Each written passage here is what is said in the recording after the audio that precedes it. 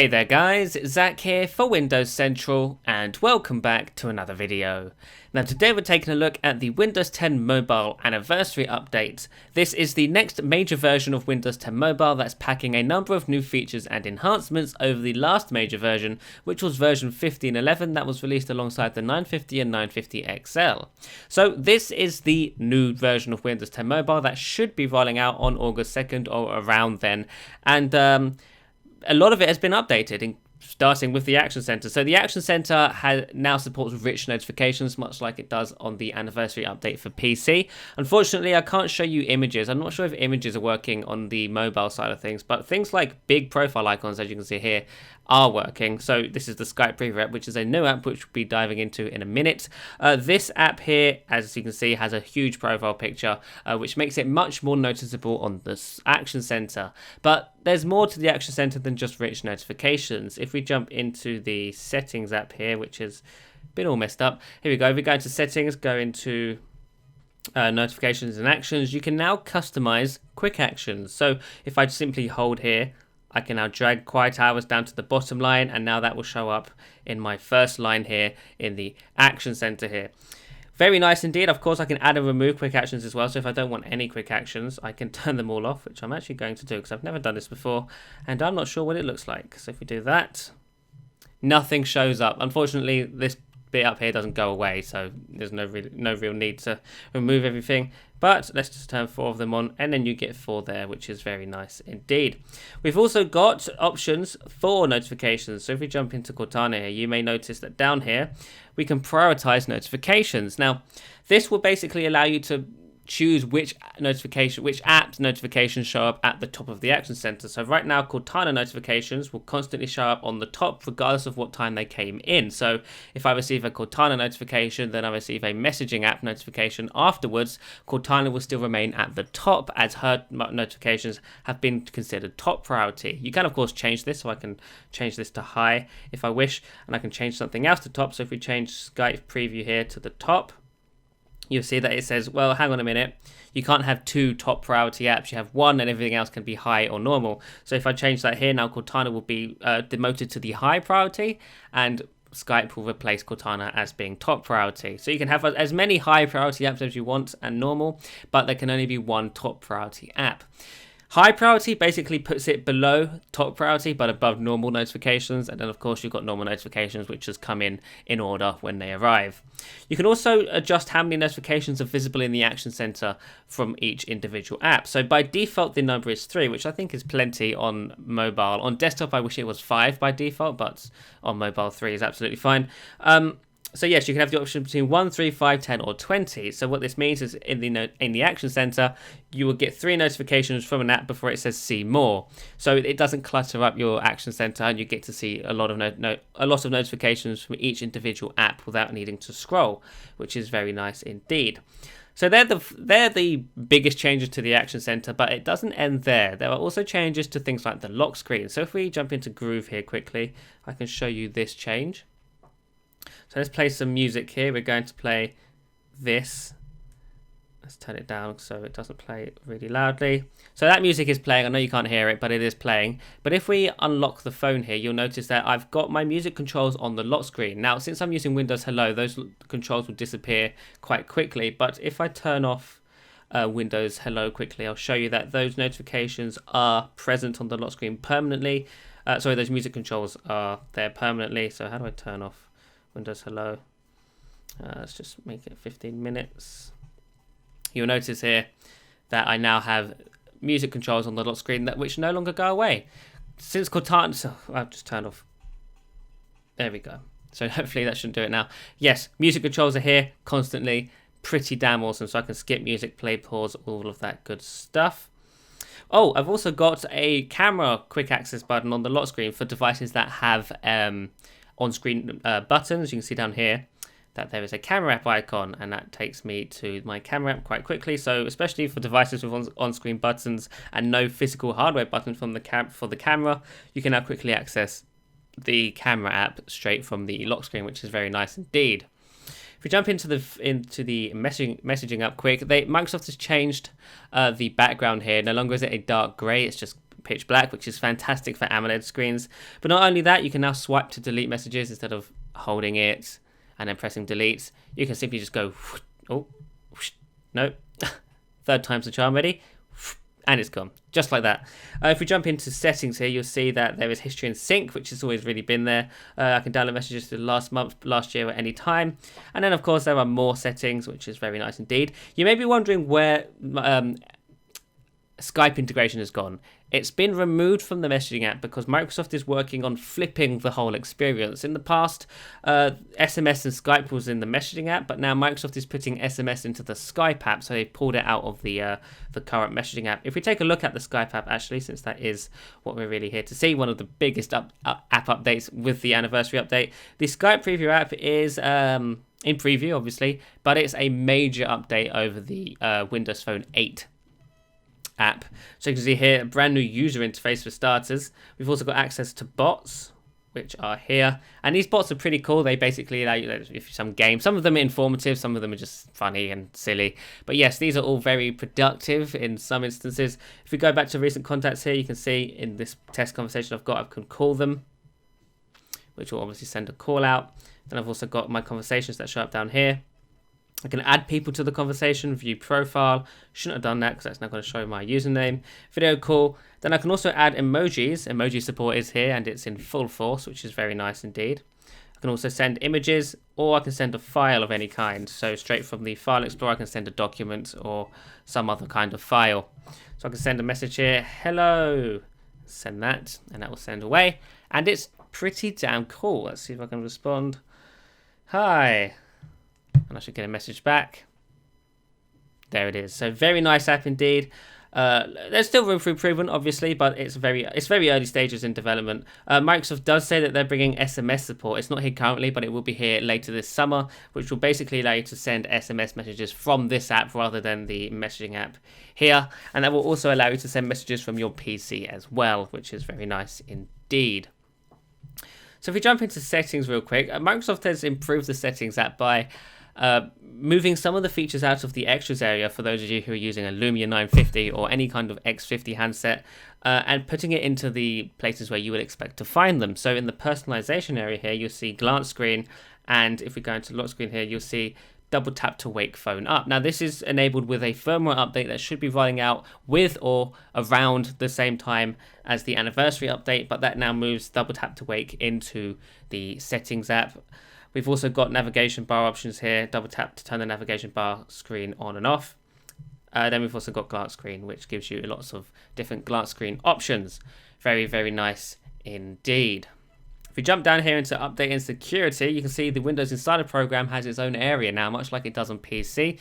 So no longer will you have to download the Insider app from the Windows Store. You just simply sign into your Microsoft account through the settings app, and you can adjust your fast and slow ring access from here, as well as release preview access, which is very nice.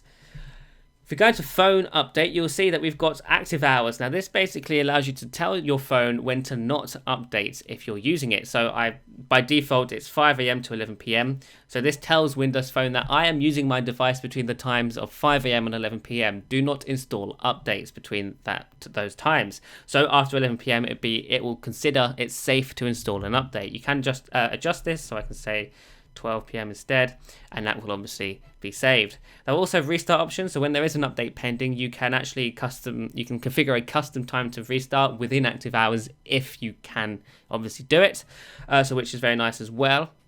And that's pretty much it for the update experience. If we jump into system here, you'll see apps for websites. Now this will basically allow developers to choose which websites open their app. So for example, with the Windows Central app, what we could do is when you navigate to the Windows Central website, an article on the website, instead of it loading up in Edge, it will automatically switch you to the app and load up the article within the app. Now, not many developers have touched this yet, but I would hope developers start playing with it soon. It works just like how Twitter would do it. So say if you go to Twitter and you try to open a tweet within Edge, that would just open up in the Twitter app instead, which is a much more streamlined experience. This is happening on Android and iOS all the time, so it's finally good to see it come to Windows Phone. We just need to hope developers begin to support it. There's also something called continued app experiences, which is a developer thing that no developers have touched yet. But what this will allow you to do is continue your app experience across devices. So I can open the Word app, for example, begin typing in the Word app, then open that same Word app on my PC and be picked up exactly where I left off on my phone. Very nice feature. Again, it's not currently working since no apps support it, but the feature is there and ready for usage. Now, Kids Corner is gone from the anniversary update. There's no Kids Corner here, so if you are a Kids Corner user, keep that in mind. And Wi-Fi Sense has been heavily altered in the sense that it basically doesn't exist no more. If you go into Wi-Fi Sense here, all it basically does now, it will connect me to suggested Wi-Fi hotspots. I do not believe it shares your password with your friends anymore, which was a big security point anyway that many people weren't happy with, so that's gone, I believe. So the only thing it does now is try to connect you up to open hotspots when you're in public, which is kind of useful, but I can see why some people wouldn't want that. You can, of course, turn it off. Now, the Windows Store has also received lots of updates, mostly user interface updates. You'll see here that there is a redesigned store. The redesigned store is also universal. It incorporates apps found on Xbox, HoloLens, desktop, IoT, etc., Surface Hub. So if we see here, there's let's see if we can find Quantum Break. It might not show up since in the search, since this is a phone. Yeah, it won't. But for the most part, most of the apps here are universal. So we've got here, let's see, we've got Netflix, which I believe isn't actually universal. Let's see if we can find a universal app, please, Microsoft. That would be really nice. Let's go into apps here. Skype Preview is a universal app, so if we go into here, you'll see that I've got screenshots which I can alter between mobile, PC, and holographic, which the images don't appear to be loading. And then I've also got the available on, so it does say here PC, mobile, and holographic. Then I've got system requirements, which is an interesting thing for mobile. I don't think you really need system requirements for a mobile device, maybe the minimum set of specs, but you don't need recommended and blah, blah, blah. But this is mostly for PC, but since this is a universal app, it does show up on phone as well. Then you've got obviously published information, age rating. Then you've also got reviews. Now, the reviews have been updated very much so in the sense that you can now filter them slightly between PC, mobile, or any kind of device, and you can see the current version, all versions of the last 30 days. So maybe there was a bug in an older version that's been fixed now. You can filter the reviews to be current version only, so the bugs that were in the previous version do not affect the rating. Very nice indeed. If we go into the downloads area here, you'll see that the update area has been redesigned. This thick download bar is kind of ugly, but it is here and it's new. We've also got recent activity, which tells you all of the apps that were recently updated on your phone. This is fantastic for those of you who are constantly wondering if you've got the latest app update and it's not showing up in check for updates, as you may already have it installed. You can now see that, say, the store was updated earlier today, to this latest version, so I don't need to worry about getting that app installed. I can also tap on it and it will take me straight to the store page, which is fantastic. Again, you can see available on Xbox One, PC, mobile, holographic, and hub. Very nice. So, Cortana has also received lots and lots of updates. There's quite a few updates that I'm not going to go through, but there are some noteworthy ones. So, for example, Cortana will no longer ask you for specific information when setting a reminder. In the past, when you would ask her to set a reminder, she would ask you who it's for or the time and place you want to remind her, which you may not know at the time. So now, if I set a reminder, remind me to wash the car.